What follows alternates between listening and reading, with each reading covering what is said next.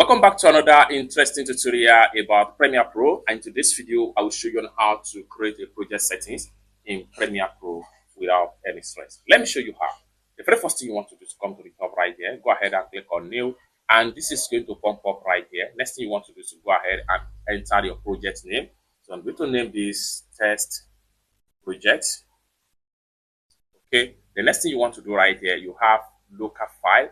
So right here, so you can choose your personal file. So choose location for your local file. So here you can go ahead and create a new folder. So right here, so project file. So I will go to my desktop right here, and I will then go ahead and hit on save. So I have redirected my project file location to be in my desktop. Then here you can choose different template right here, or open a template, or you had a template right here. So broadcast template project. So I'm good to go with that. Then go ahead and click on create.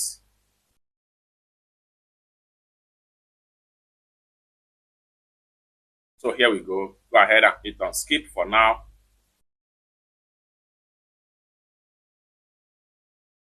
So just like so, you have your project file being fully open in Premiere Pro. So you can go ahead and start importing your footage into Premiere Pro, such as you can import from desktop documents. So as the case may be, it's that simple. So this is how to create a project file in Premiere Pro. For more tutorial tips and tricks on how best to use your Premiere Pro, consider to subscribe. Thank you so much for watching, and I hope to see you in my next video.